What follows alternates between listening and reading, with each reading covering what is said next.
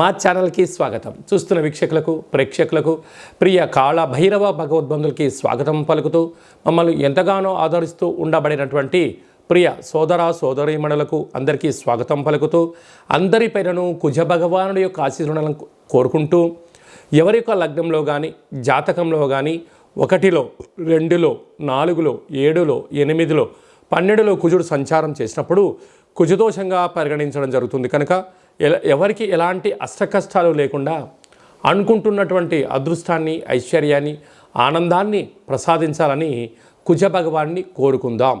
ఈ కుజ భగవానుడు ఏడాది తర్వాత కర్కాటక రాశిలో నీచభంగ రాజయోగ సంచార స్థితి, అంటే కుజుడు కర్కాటక రాశిలో నీచబడడం జరుగుతుంది. కనుక ఎలాంటి విధి విధానాలు మనం పాటించాలి, ఆయన ఆశీస్సులు ఎలా పొందాలో కూడా తెలుసుకుందాం.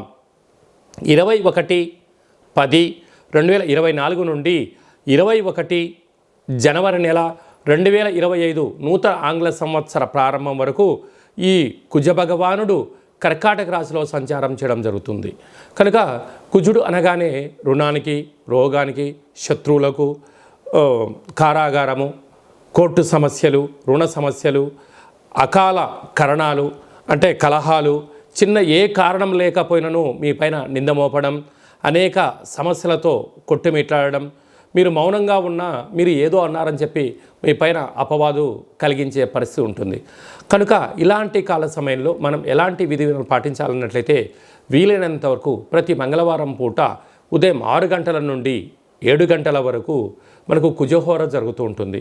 కనుక అలాంటి కాల సమయంలో సూర్య నమస్కారము, ఎరుపు వస్త్రాలు ధరింపచేయడము, కందులను ఆవుకు ఆహారంగా ఏర్పాటు చేయడము, అలాగనే బ్రాహ్మణుడికి 700 గ్రాముల కందులని దానం చేయడము, కుజ భగవానుని చుట్టూ 7 సార్లు సంపూర్ణంగా ప్రదక్షిణ చేయడము, వీలైతే అంగారక స్తోత్రాన్ని, రుణ విమోచన స్తోత్రాన్ని పారాయణం చేయడం వలన అనేక రకాల సమస్యలు తొలగిపోతాయని చెప్పి గమనించాలి.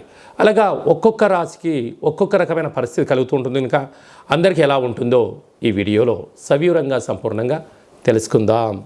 తులారాశి వారికి ఏడాది తర్వాత కుజ భగవానుడు కర్కాటక రాశిలో రాజ్యస్థానంలో నీచభంగ రాజయోగ సంచార స్థితిలో ఉండడం వలన వృత్తులు, ఉద్యోగాలు, వ్యాపారాలు, విదేశానాలు, పెట్టుబడులు, రాజకీయాలు, సభలు, సమావేశాల్లో పాల్గొనాలి అనేటువంటిది మీ కోరిక నెరవేరబోతుంది. కాకపోతే అక్కడ ఒక చిన్న చిక్కుముడి ఉంది. అనేక మంది మిమ్మల్ని రెచ్చగొట్టడానికి సభలపైన కూర్చోబెట్టి మీరు అంతటి వారండి, మీరు ఇంతటి వారండి, మీరు ఒక్కరే దీన్ని చేయగలరని చెప్పి వాళ్ళ అవసరాల కోసం మిమ్మల్ని సభల యందు మాట్లాడించడం, మీకు సన్మానం చేయించే పనిలో పెట్టడం, సన్మానం చేసిన తర్వాత వాళ్ళకి ఏదో ఒకటి చెయ్యాలి అనేటువంటిది కలిగించి మీ యొక్క ధనాన్ని, మీ యొక్క సమయాన్ని, మీకు ఉండబడినటువంటి వాటన్నిటిని కూడా వాళ్ళు ఉపయోగించుకోవడానికి కొందరు ఎత్తుగడ వేయబోతున్నారు.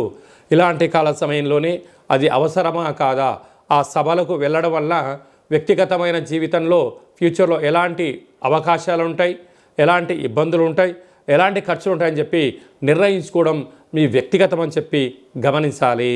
ఈ కుజ భగవానుడు జాతకంలో ఒక్కొక్కరికి ఒక్కొక్క రకమైన సంచార స్థితిలో ఉంటాడు. పుట్టినప్పుడు ప్రస్తుత కాలమాన ప్రకారంగా ఇలా కర్కాటక రాశిలో నీచమైనటువంటి స్థానంలో సంచారం చేయనప్పుడు అనేక రకాలుగా మానసికమైనటువంటి, శారీరకమైనటువంటి, సీజనల్గా వచ్చే వ్యాధులు వచ్చే అవకాశాలు కూడా చాలా అధికంగా ఉంటాయి. కనుక ఇలాంటి కాల సమయంలో వీలైనంత వరకు మౌనం, ధ్యానం, ఏకాగ్రత, ప్రతిరోజు కుజహోర ఉంటుంది.